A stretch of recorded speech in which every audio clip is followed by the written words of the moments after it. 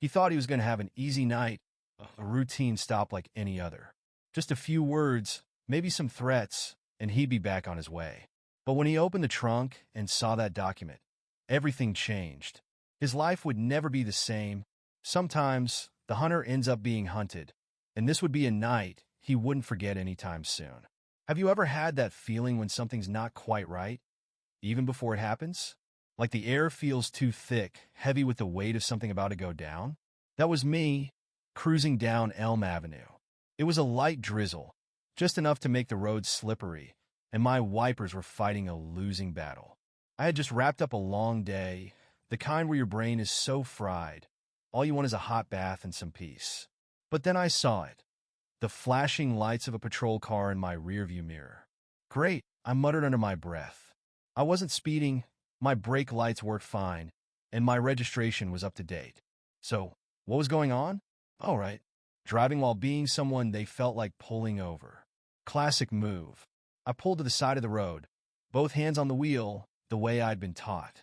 The cruiser slid to a stop behind me, and I could hear the crunch of boots on wet asphalt as a tall figure approached. The man had the kind of aura that screamed, "I'm in charge here," and honestly, I was already drained. "License and ID," he demanded as he reached my window. No hello, no niceties, just business. His voice wasn't questioning, it was more like an order. "Good evening, officer," I said, keeping my tone neutral. "Can I ask why you stopped me?" "You're driving way too slow," he replied, narrowing his eyes at me, as though I'd just insulted him. I blinked, confused. "Suspiciously slow?" I repeated, trying to process what he said. "It's raining," I added. "I'm just trying to stay safe." He leaned in closer, droplets of water from his hat dripping onto my door. "Careful, huh? Got something to hide in here?" There it was, pal. Not sir, not mister, just pal, like we were buddies. I could feel the condescension in that word. "No, officer, I don't have anything to hide," I said, trying to keep it calm. "Everything's in order." I reached for my documents slowly, deliberately, not wanting him to think I was reaching for something else. He snatched them from my hands without a second thought, barely glancing at them before he turned back to his cruiser. "Stay here," he barked as he stomped away, and I couldn't help but wonder if he was calling for backup, or if he was just looking for a reason to make things difficult. When he returned, he was fuming. He hadn't found whatever it was he was hoping for, and it looked like it was only making him angrier. "Out of the car," he ordered. "Why?" I asked, keeping my voice steady. "I haven't done anything wrong." "Out," he repeated, his voice harder now. I sighed, knowing better than to argue. I stepped out into the rain, shivering as the cold seeped through my jacket. "Open the trunk," he commanded, pointing to the back of the car. "Do you have a warrant for that?"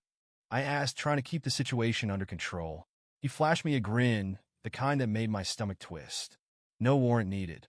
I can check whatever I want." "Actually, yes, you do need one," I said, but he was already on his way to the trunk, fumbling with his keys like he owned the place. "Officer, this is an illegal search." I raised my voice, but he paid me no mind, swinging the trunk open as if it was his own. That's when he saw it. A sleek, silver case, tucked neatly in the corner. "What's this?" he asked, his voice now tinged with curiosity. "None of your business," I replied, but he wasn't listening. He reached for the case before I could stop him, and I felt a cold chill run through me. My heart raced, but there was no stopping him now. He unlatched it, the eagerness on his face like a kid about to open a present. When he flipped the case open, his face went white as a sheet. For a second, I almost wanted to laugh at how quickly his confidence evaporated. He was holding a piece of paper now, his hand shaking as he read it. His jaw tightened, eyes darting across the page. Whatever he thought he was about to find, it wasn't what he expected. "Sergeant Lucas G. Marshall," I said, watching the realization hit him. "Now, do you want to explain why you're holding the termination notice for your new boss?"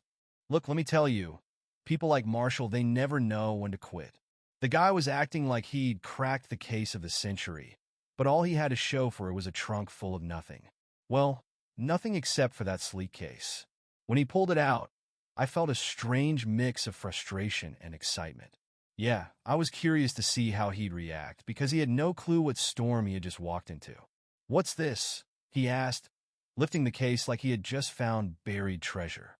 His smirk was back, but it was shaky now, like he was trying to convince himself this still had a happy ending. "Put it down," I said, my voice calm but firm, even as I was screaming inside. "That's private property." He ignored me, big surprise, and popped the latches on the case. It opened with a soft click, and the moment he saw the first page, it was like watching a man see a ghost. The color drained from his face in an instant. His hands started shaking as he leaned in, squinting at the document like he couldn't believe his eyes. What is this?" he muttered, but I heard him loud and clear. His cocky attitude had evaporated, replaced by something I could see was fear. "Is something wrong, Sergeant Marshall?" I asked casually, leaning against my car. "Did something catch your eye?" He didn't respond. His eyes were glued to the paper, still shaking as he read the bolded title, Notice of Termination. Underneath, his name was written clearly, followed by a list of offenses that would make anyone question why he was still employed at all. "This can't be real," he stammered, his voice barely a whisper.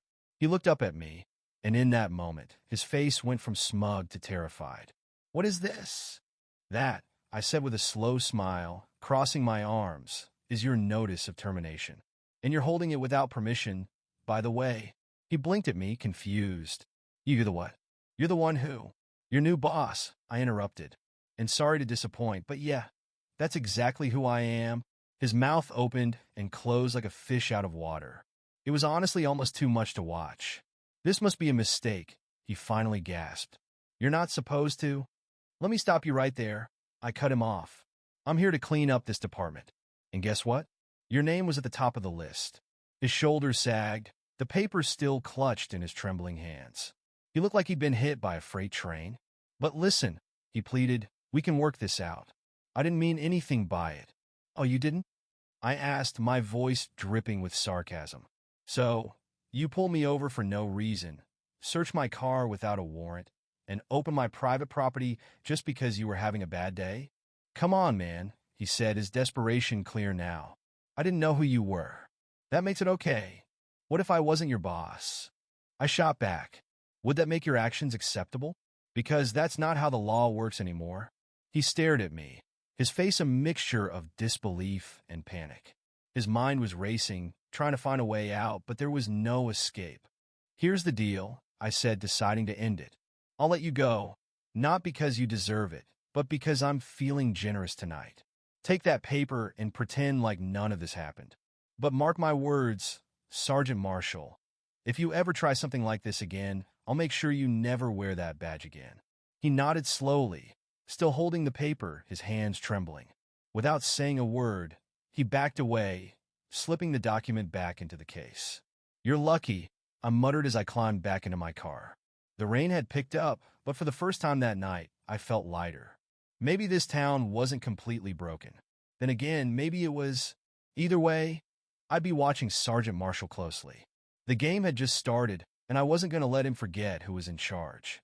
As I drove away, the rain now pouring in sheets, I couldn't help but reflect on what had just unfolded. That moment, when the tables turned so quickly, felt like a small victory. A reminder that sometimes justice doesn't wear a uniform, and power doesn't always belong to those who think they have it. Officer Marshall had learned the hard way that his badge didn't make him untouchable, and that feeling, the one that comes with realizing you're no longer a target, but the one in control, it was sweet. But I knew this wasn't over. Power struggles like this didn't end with one confrontation. The kind of people who abuse their authority rarely stop until they're forced to. Marshall would be watching his back. I was sure of it. I didn't come to town just to shake things up. I came to change things. And that meant every crooked cop, every person who thought they could bend the law to their will, would soon know the truth. The system was about to be flipped on its head. As the lights of the town faded in the rearview mirror, I couldn't help but smile. The storm had just begun, and I had every intention of riding it to the end.